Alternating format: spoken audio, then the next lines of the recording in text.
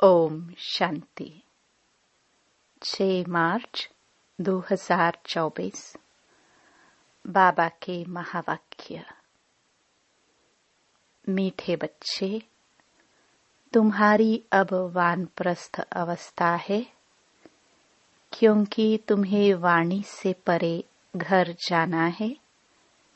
इसलिए याद में रहकर पावन बनो। प्रश्न: ऊंची मंजिल पर पहुंचने के लिए किस बात की संभाल जरूर रखनी है?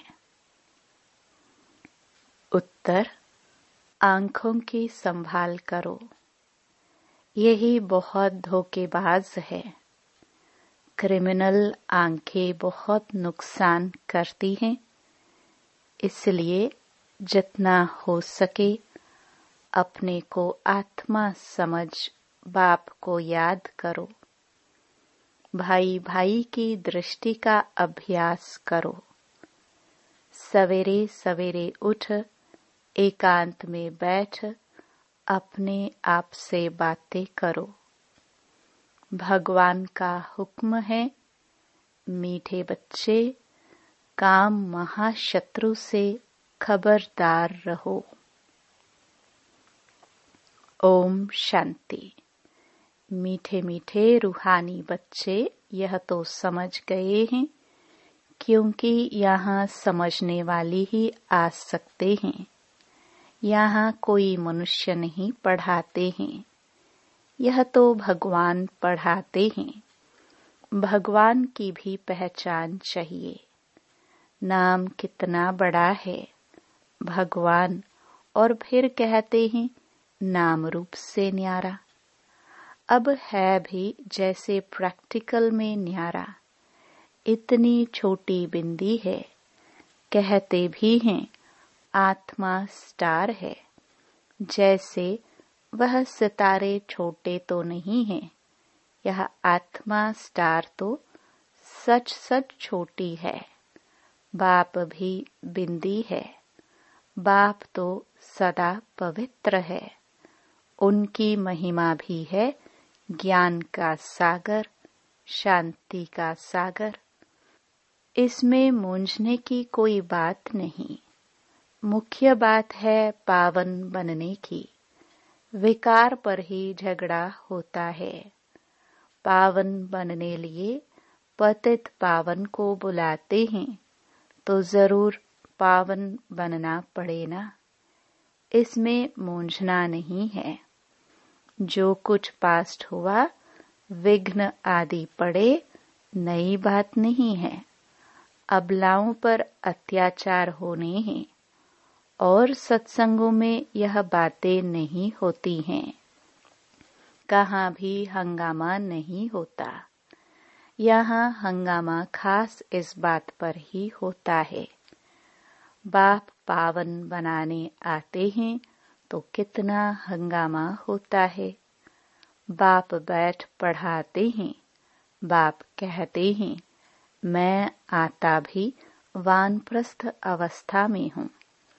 वानप्रस्थ अवस्था का कायदा भी यहाँ से ही शुरू होता है। तो वानप्रस्थ अवस्था वाले जरूर वानप्रस्थ में ही रहेंगे। वाणी से परे जाने के लिए बाप को पूरा याद कर पवित्र बनना है। पवित्र बनने का तरीका तो एक ही है। वापस जाना है तो पवित्र जरूर बनना है। जाना तो सबको है, 2-4 को तो नहीं जाना है। सारी पतित दुनिया को बदली होना है। इस ड्रामा का किसको भी पता नहीं है। सतयुग से कलयुग तक यह ड्रामा का चक्र है। बाप कहते हैं अपने को आत्मा समझ बाप को याद करना है और पावन भी जरूर बनना है। तब ही तुम शांति धाम और सुख धाम में जा सकेंगे। गायन भी है, गति सद्गति दाता एक ही है। सतयुग में बहुत थोड़े होते हैं और पवित्र होते हैं। कलयुग में हैं अनेक धर्म और अपवित्र हो पड़ते हैं। यह तो सहज बात है और बाप पहले से ही बता देते हैं। बाप तो जानते हैं कि हंगामा होगा जरूर। न जाने तो युक्तियां क्यों रचे कि चिट्ठी ले आओ कि हमको ज्ञानामृत पीने जाना है। जानते हैं यह झगड़ा होने की भी ड्रामा में नोंद है।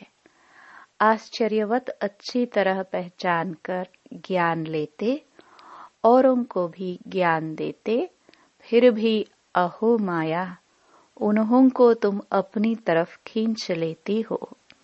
यह सब ड्रामा में नोंद है। इस भावी को कोई टाल नहीं सकता है। मनुष्य सिर्फ अक्षर कह देते हैं परंतु अर्थ नहीं समझते हैं। बच्चे, यह बहुत ऊंची पढ़ाई है। आंखें ऐसी धोखेबाज हैं, बात मत पूछो। तमो प्रधान दुनिया है। कॉलेजों में भी बहुत खराब हो पड़ते हैं। विलायत की तो बात नहीं पूछो। सतयुग में ऐसी बातें नहीं होती। वो लोग कह देते सतयुग को लाखों वर्ष हो गए हैं। बाप कहते हैं कल तुमको राज्य भाग्य देकर गए थे, सब कुछ गवा दिया है। लौकिक में भी बाप कहते हैं इतनी तुमको मिल्कियत दी, सब गवा दी। ऐसे भी बच्चे निकल पड़ते हैं जो धक से मिल्कियत को उड़ा देते हैं। बेहद का बाप भी कहते हैं मैं तुमको कितना धन देकर गया, कितना तुमको लायक विश्व का मालिक बनाया। अब ड्रामानुसार तुम्हारा क्या हाल हो गया है। तुम वही मेरे बच्चे हो ना। कितने तुम धनवान थे। यह है बेहद की बात जो तुम समझाते हो। एक कहानी है। रोज कहता था शेर आया, शेर आया, परंतु शेर आता नहीं था। एक दिन सच सच शेर आ गया। तुम भी कहते हो मौत आया कि आया, तो कहते हैं ये रोज कहते हैं, विनाश तो होता नहीं है। अब तुम जानते हो एक दिन विनाश होना जरूर है। उनकी फिर कहानी बना दी है। बेहद का बाप कहते हैं उन्हों का दोष नहीं है, कल्प पहले भी हुआ था।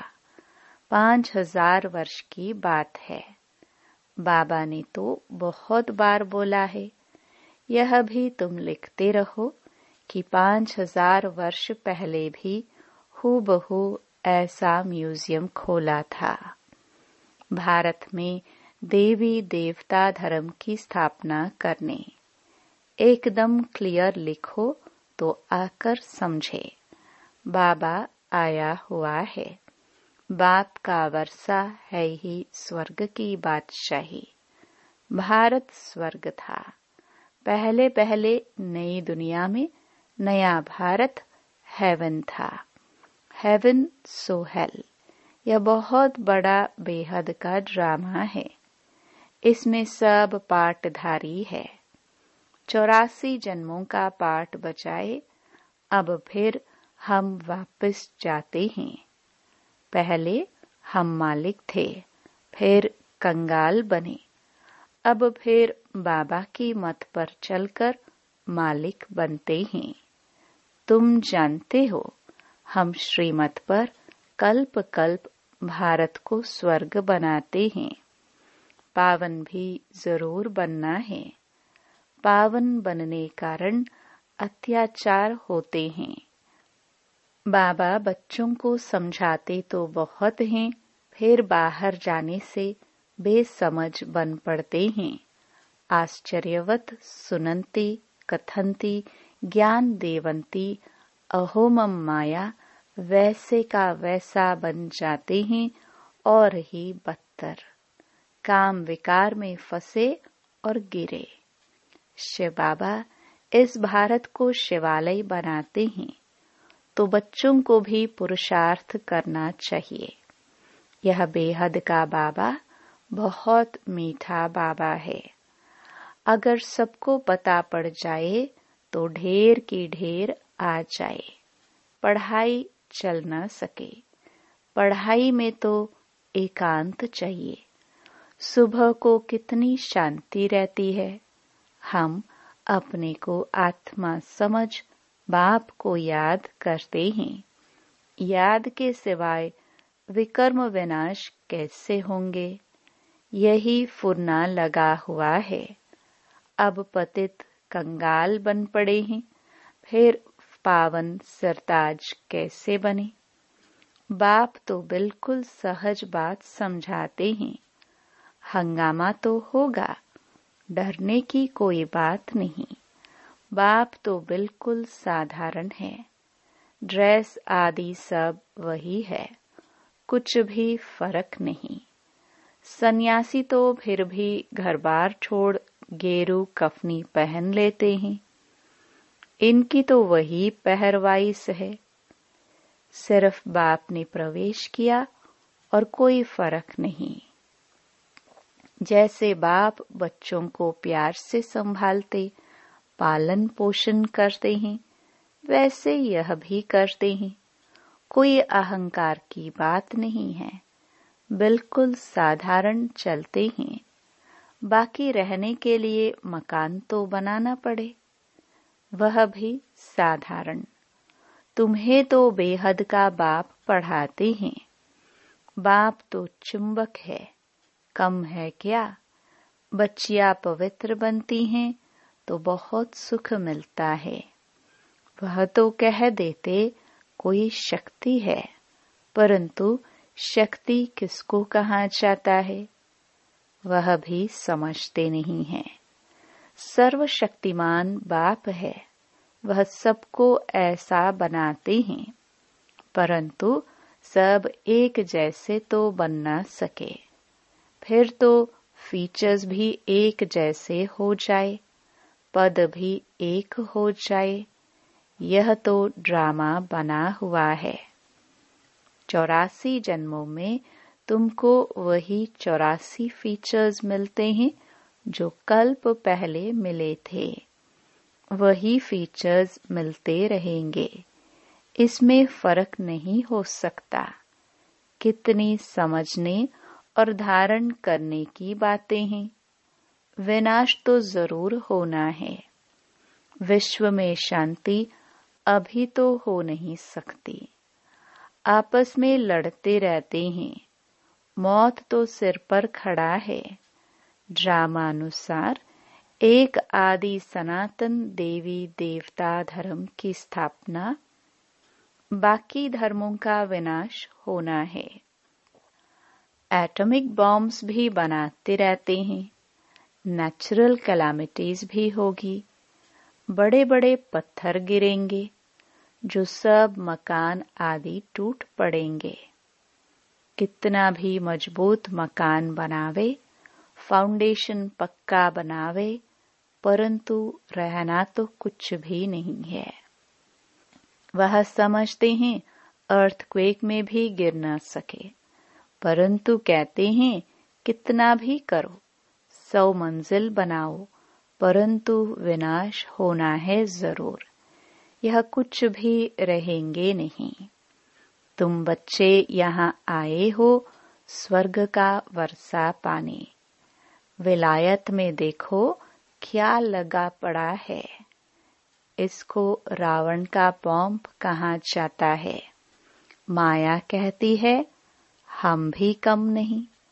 वहां तो तुम्हारे हीरे जवाहरों के महल होते हैं, सोने की सब चीजें होंगी। वहां तो दूसरा तीसरा माड़ा मंजिल बनाने की जरूरत नहीं है। जमीन पर भी खर्चा नहीं लगता, सब कुछ मौजूद रहता है। तो बच्चों को बहुत पुरुषार्थ करना चाहिए, सबको पैगाम देना है। अच्छे अच्छे पंडे बन बच्चे आते हैं रिफ्रेश होने के लिए। यह भी ड्रामा में नोंद है। फिर भी आएंगे। इतने सब आए हैं, पता नहीं इन सबको फिर देखूंगा व नहीं। यह सब ठहर सकेंगे व नहीं। आए तो ढेर के ढेर। फिर आश्चर्यवत भागंती हो गए। लिखते हैं, बाबा हम गिर गए। अरे की कमाई चट कर दी। फिर इतना ऊंच चढ़ नहीं सकते। यह है बड़े ते बड़ी अवज्ञा। वो लोग ऑर्डिनेंस निकालते हैं, फलाने टाइम पर कोई भी बाहर ना निकले, नहीं तो शूट कर देंगे। बाप भी कहते हैं विकार में जाएंगे तो शूट हो जाएंगे। भगवान का हुक्म है ना, खबरदार रहना। आजकल गैस आदि की ऐसी चीजें निकाली हैं जो मनुष्य बैठे बैठे फट से खलास हो जाए।